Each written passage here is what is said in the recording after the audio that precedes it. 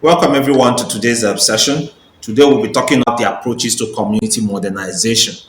The expectation is that at the end of today's discussion, every student or everyone listening to me should be able to explain the community modernization. Everyone should be able to identify and discuss the approaches to community modernization. Now, what do we mean by community modernization? Evidently, there are different approaches to community modernization. What do we mean by community modernization? The meaning of community modernization is synonymous to community development. How do we mean?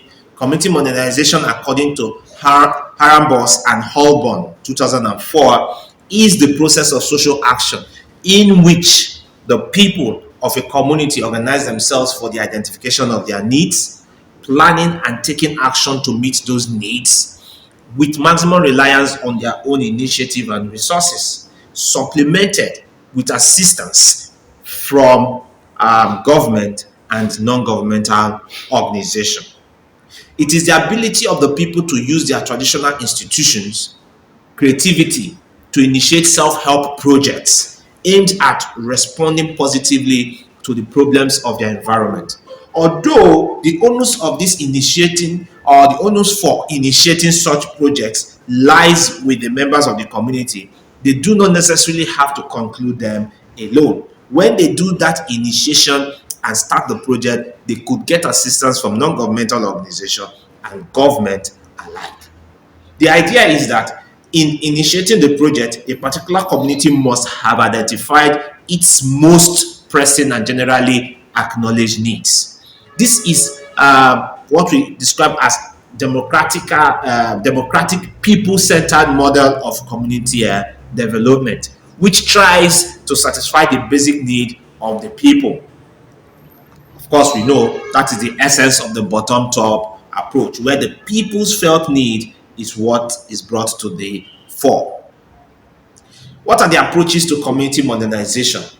Approaches to community modernization are the same with approaches to community development. One, social development approach. This approach aims at improving the personal qualities of the individuals in the community and not material possessions. So it involves the integration of social and economic development programs along with mass literacy.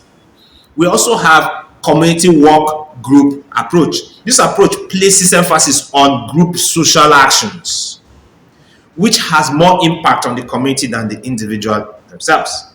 Then we have the idealistic approach.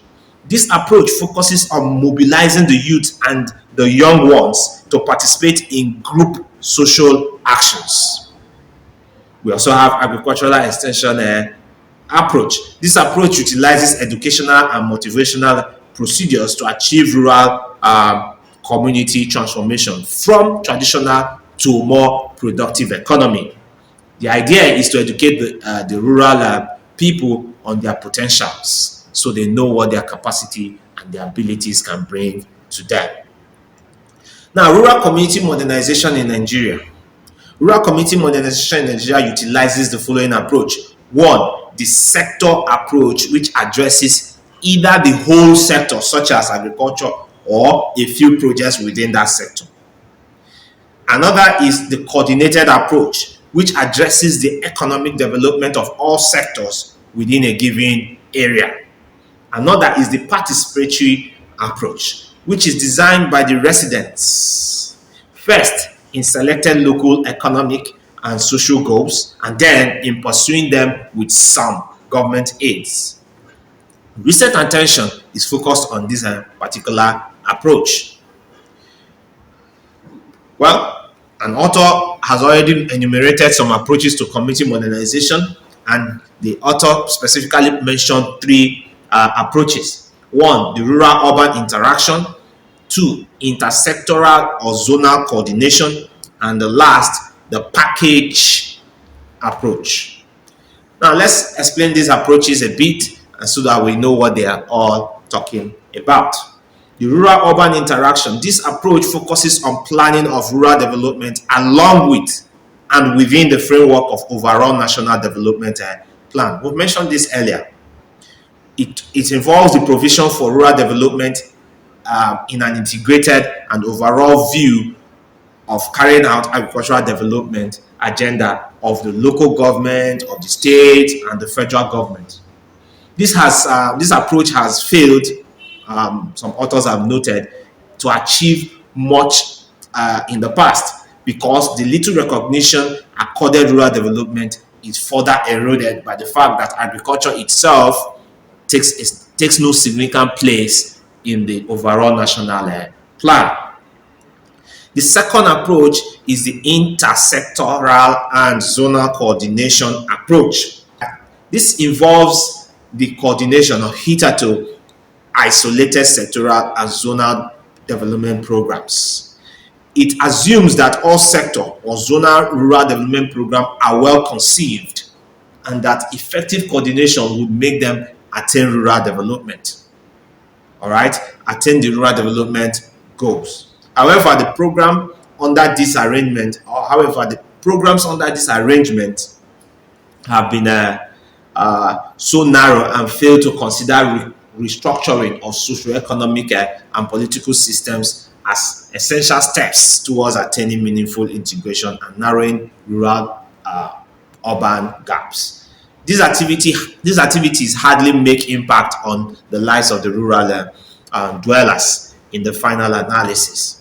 The last approach is the package approach. This approach is founded on the diffusionist theory of development, in which innovations developed outside a particular area or community or rural community or dwelling is developed outside it, brought to the rural dwellers by a presumed change agent or change agency.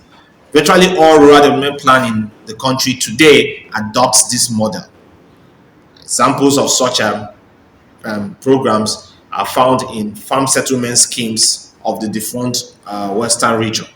All right. We also have the Operation Feed the Nation of some time past, the National Accelerated Food Production Program, the ADP, Agricultural Development Program, and so on. We can keep calling them.